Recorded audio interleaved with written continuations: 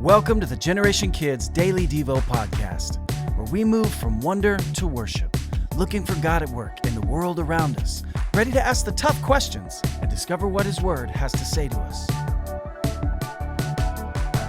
Today's episode is titled, Trust Me, I'll Be Right Back, and it comes from me, Casey Taylor.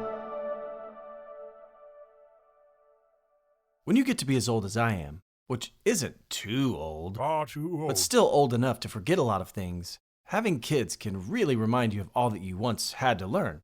And didn't just know.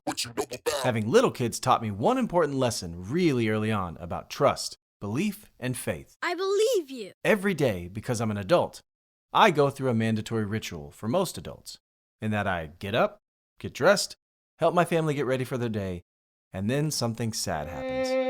I leave. Every weekday, I would leave, and when my oldest son and subsequent younger son and daughter were all within their first few years, they each went through the same cycle of handling me leaving. The first part of that cycle was always the saddest. I remember my oldest used to walk alongside me all the way to the front door, and then I'd bend over to pick him up, give him hugs and kisses, and tell him I love him and that I'd see him in a few hours. But when I'd set him down and close the door behind me, he would lose it. He would push himself up so that he could see out the front window in a panic because he never anticipated that I would ever leave. And at that point, he didn't have the experience or knowledge that I'd ever come back. He just saw me leave, and he didn't know exactly what that meant for him. Are you coming back? Why are you leaving? Can I come with you? Hey, Dad, please don't go. I don't want you to be gone. Once he could talk, we were able to process through all of this. But in the meantime, these were all the thoughts swirling around his brain without true belief or confidence. Now, I didn't just forget to answer those questions, but when your kids are really young, they can't always understand what you're telling them before they have a good handle on the language. So no matter what you say, they can't understand. And when they can't understand, they just panic and express distress and desperation at the idea that you might actually just be leaving. But over time, something happened in my older son. You see, by the time my younger two came around, he had figured out that even though I had to leave most days, that I always came back. If I ever had to go on a trip or leave for a few days, I would eventually come back, and usually not before I made some FaceTime calls to reassure him that I was still kicking and still loved him, and that if everything goes according to plan, I should see him soon. See you soon. Eventually, all of my kids learned to trust me when I told them that I'd be back. But they had to go through the process of learning that lesson within the possibility that I might not. And then, as I did, I built a trust with my kids that I could be trusted to do what I said I'd do. This is at the heart of John 14. Let not your hearts be troubled. Believe in God. Believe also in me. In my Father's house are many rooms. If it were not so, would I have told you that I go to prepare a place for you?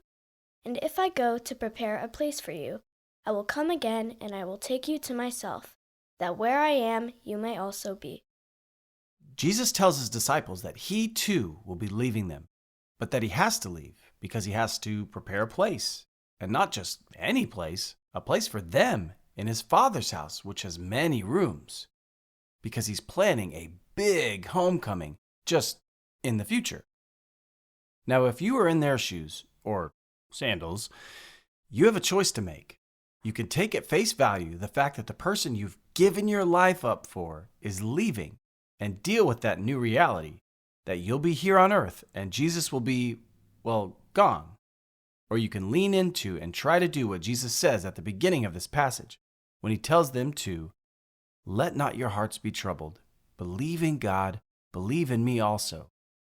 He sets the stage here before telling them that he's leaving, by trying to get them to hold on to what is true and what they can trust in. He has only ever done exactly what he said he'd do. He has healed the sick, given sight to the blind, given the lame the ability to walk, and now he says he's leaving, but that he'll come back after he's done some remodeling and readying for us to come to his Father's house. Do they believe him? Do they know he won't be back before they die? They probably don't. But they have learned that they can trust him to fulfill all that he says he'll do. In fact, he goes a step beyond. He tells them to trust in the Father and not to let their hearts be troubled by His absence. And if that's not enough, then add in the trust that you have in me, being Jesus, in your mixture of belief. He's put the trustworthiness of 2/3 of the Trinity on the line here because He knows it'll hurt when He leaves, when He's killed, and when they have to continue following Him without literally following in His footsteps. With us, His call to believe and trust is the same. He asks us to follow Him in faith, trusting in Him to go before us. And that if we walk in His ways, there will be a glorious day in the future when we'll be with Him again, when He will return to take us to a big house party at our Heavenly Father's place, which will then be our place too. Does that sound like a place that you want to be? If so, then trust that just as He came once and then left. Believe that He'll come again, and let not your hearts be troubled. He wants us to trust in Him. Now it's time for Today's Big Question! Today's big question is, what is something that you used to be afraid of that you learned you didn't have to be?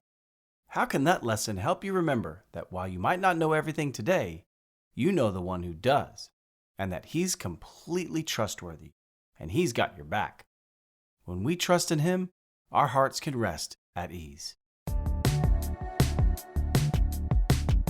Thanks for listening to the Generation Kids Daily Devo podcast. If you want to keep in touch with us on all our social media platforms, check out the links in the description.